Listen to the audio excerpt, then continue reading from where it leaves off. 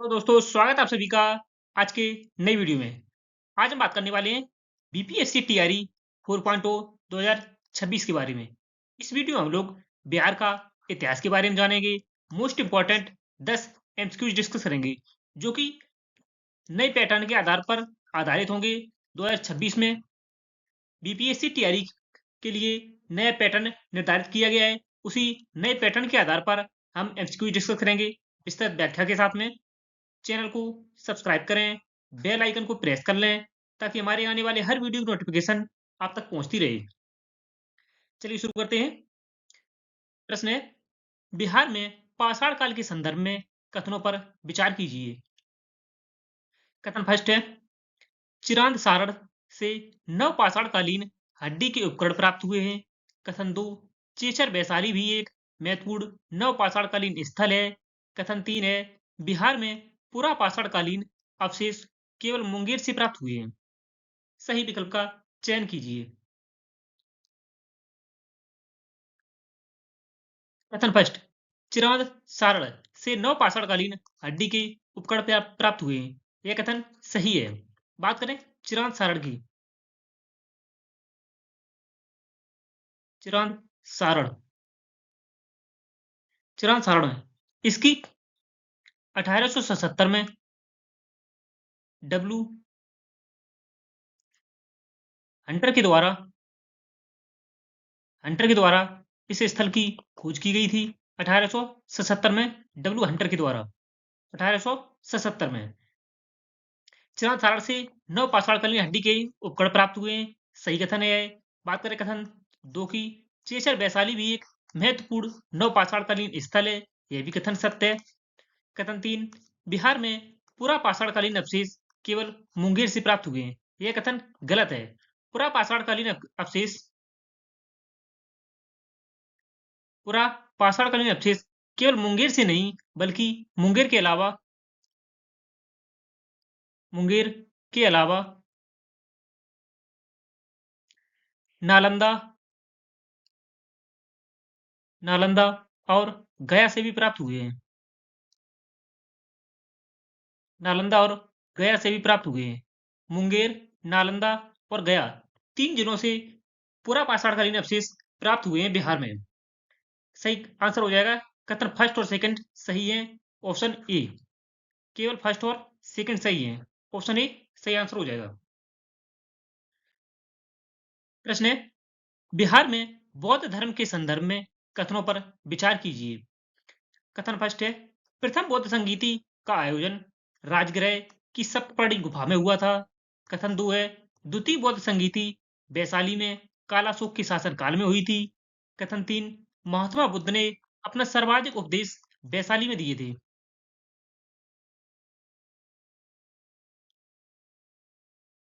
बात करें प्रथम बौद्ध संगीति की। प्रथम बौद्ध संगीति का आयोजन राजगृह की सप्तपर्णी गुफा में हुआ था। कथन सत्य है। कथन दो, द्वितीय बौद्ध संगीति वैशाली में आयोजित की गई थी। इसका कालाशोक के शासनकाल में आयोजित की गई थी। यह भी कथन सत्य है। कथन तीन, महात्मा बुद्ध ने अपने सर्वाधिक उपदेश वैशाली में दिए। यह कथन गलत है। कथन तीन गलत है। महात्मा बुद्ध ने सर्वाधिक उपदेश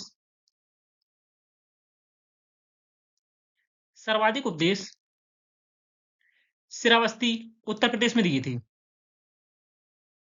श्रावस्ती उत्तर प्रदेश में महात्मा बुद्ध ने अपने सर्वाधिक उपदेश दिए थे, न कि वैशाली में।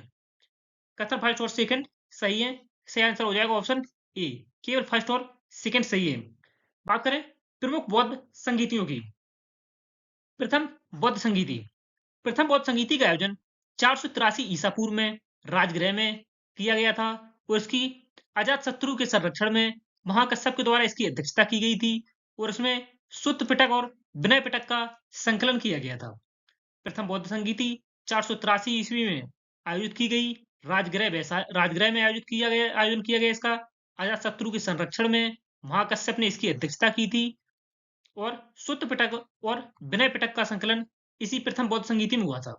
बात करें द्वितीय बौद्ध संगीति की, इससे 383 ईसा पूर्व में वैशाली में इसका आयोजन किया गया था।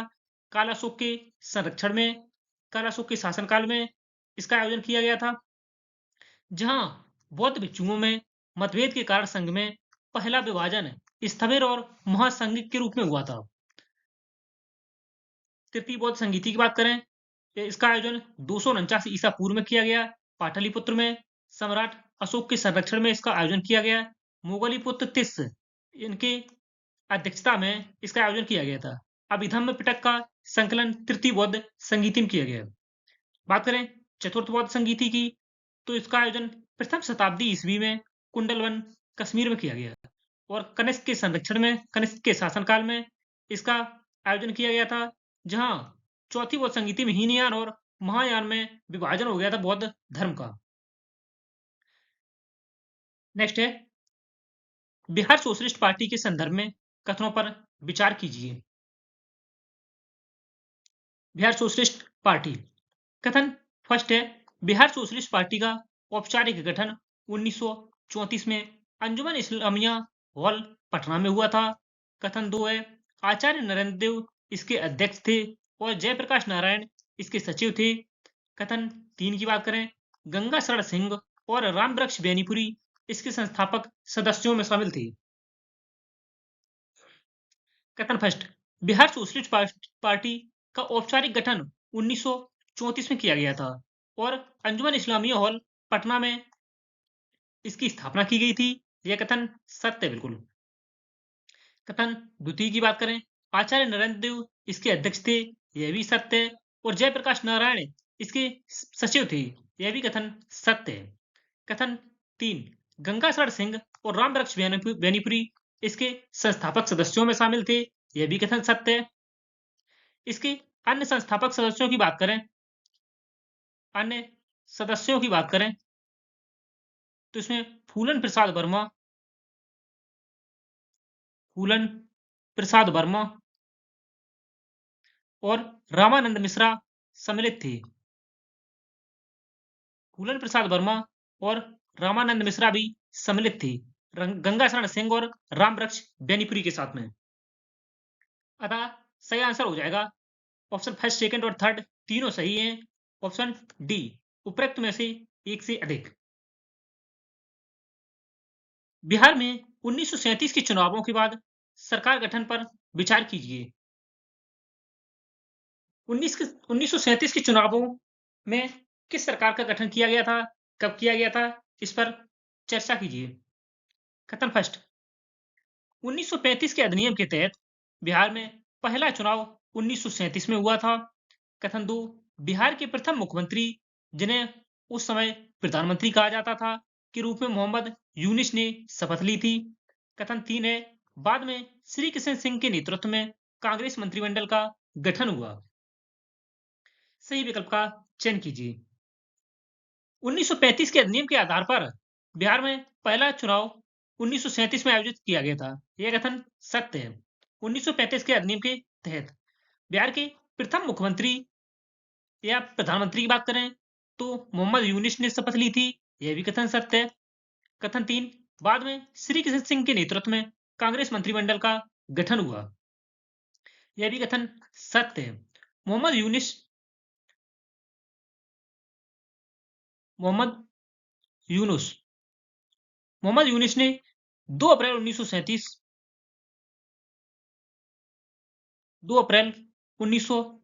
से जुलाई 1937 2 अप्रैल 1937 से जुलाई 1937 तक बिहार के मुख्यमंत्री या प्रधानमंत्री के रूप में कार्य किया है। बाद में 1937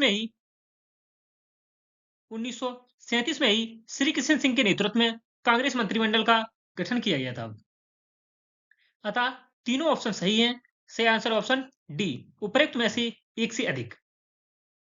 नेक्स्ट है, बिहार में व्यक्तिगत सत्याग्रह, इंडिविजुअल सत्याग्रह पर विचार कीजिए।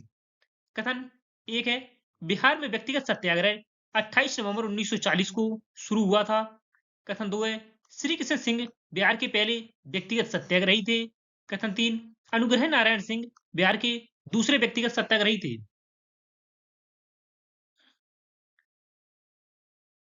बात करें व्यक्तिगत सत्याग्रह की, तो व्यक्तिगत सत्याग्रह द्वितीय विश्व युद्ध,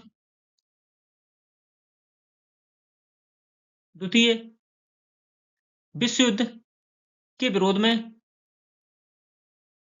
द्वितीय विश्व युद्ध के विरोध में महात्मा गांधी के द्वारा शुरू किया गया था। महात्मा गांधी के द्वारा शुरू किया गया था। द्वितीय विश्व युद्ध में भारत को जबरन शामिल करने के विरोध में यह महात्मा गांधी के द्वारा शुरू किया गया था भारत में। और बात करें बिहार की, तो बिहार में व्यक्तिगत सत्याग्रह की शुरुआत 28 नवंबर 1940 को हुई थी और इसके पहले व्यक्तिगत सत्याग्रही श्री कृष्ण सिंह थे और दूसरे सत्याग्रही अनुग्रह नारायण सिंह थे बिहार में। अतः कथन तीनों सही है। ऑप्शन फर्स्ट और सेकंड और थर्ड सही आंसर है ऑप्शन डी। उपयुक्त में से एक से अधिक विकल्प सही है। नेक्स्ट है 1857 की क्रांति और बिहार के संदर्भ में कथनों पर विचार कीजिए। कथन फर्स्ट है बिहार में 1857 की क्रांति का नेतृत्व बाबू कुंवर सिंह ने किया था। कथन दो कुंवर सिंह जगदीशपुर के जमींदार थे। कथन तीन है पटना में विद्रोह का नेतृत्व पीर अली खान ने किया था। बाबू कुंवर सिंह ने बिहार में 1857 की क्रांति का नेतृत्व किया था। यह कथन सत्य है। बाबू कुंवर सिंह जगदीशपुर के जमींदार थे। यह भी कथन सत्य है। और पटना में विद्रोह का नेतृत्व पीर अली खान ने किया था। यह भी कथन सत्य है। सही आंसर है ऑप्शन डी। उपयुक्त में से एक से अधिक फर्स्ट, सेकंड और थर्ड तीनों कथन सही हैं। नेक्स्ट है असहयोग आंदोलन नॉन कॉपरेशन मूवमेंट के बारे में कथनों पर विचार कीजिए।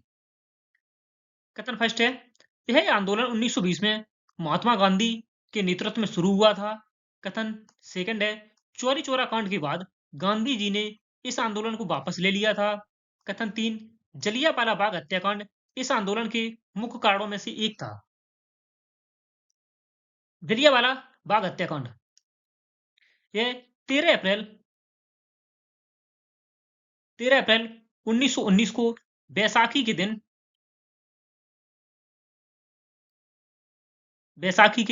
दिन जलियांवाला बाग हत्याकांड हुआ था 13 अप्रैल 1919 को। चौरी चौरा कांड 1922 में हुआ था। चौरी चौरा कांड 1922 में हुआ था। बात करें असहयोग आंदोलन की। असहयोग आंदोलन 1920 में महात्मा गांधी के नेतृत्व में शुरू किया गया था। यह कथन सत्य है। चौरी चौरा कांड के बाद गांधी जी ने इस आंदोलन को वापस ले लिया था। यह भी कथन सत्य है।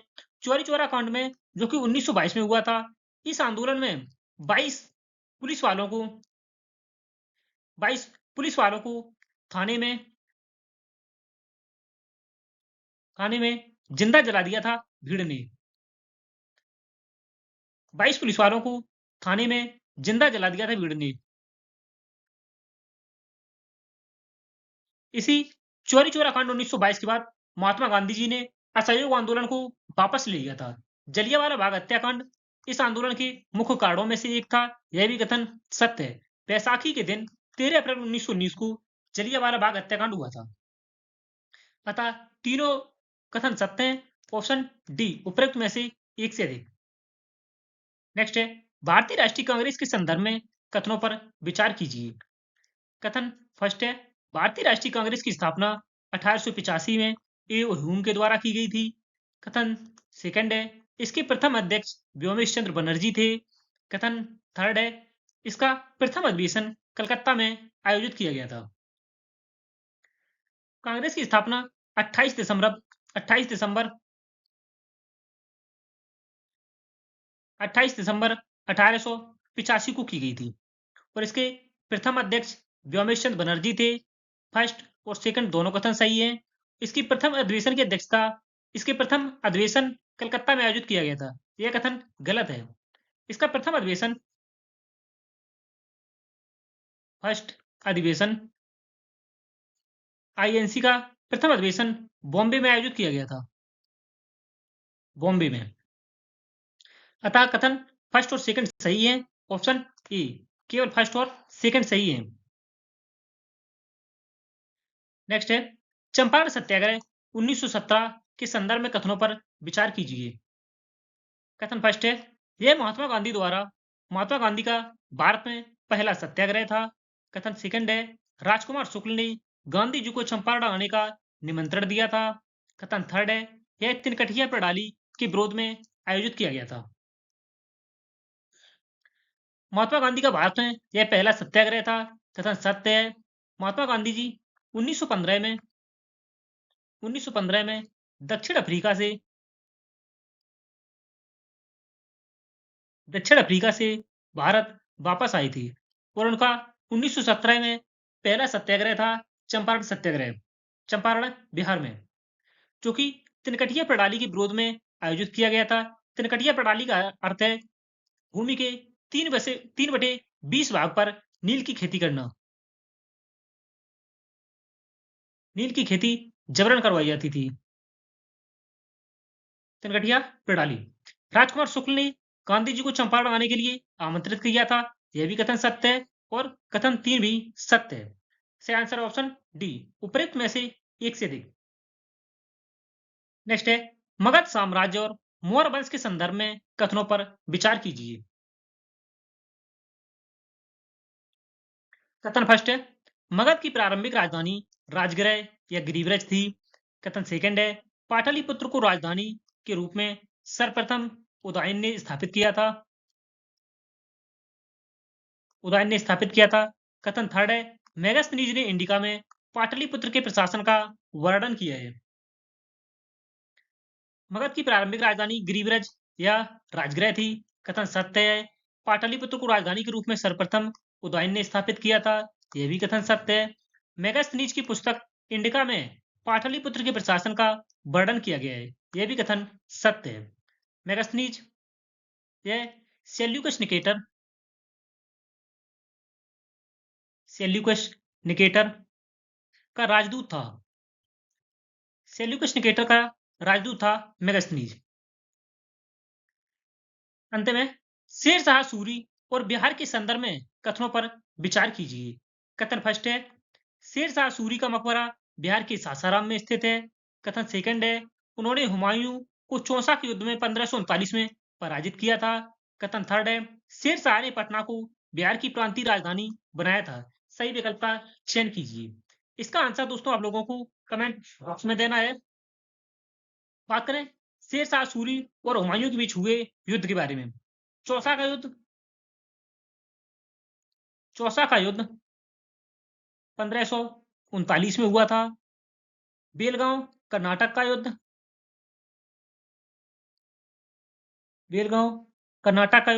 1540 में हुआ था। और शेर शाह सूरी के द्वारा लड़ा गया अंतिम युद्ध कालिंजर का युद्ध था। कालिंजर का युद्ध जो कि 1545 में कालिंजर के अभियान के दौरान शेर शाह सूरी की मृत्यु हो गई थी।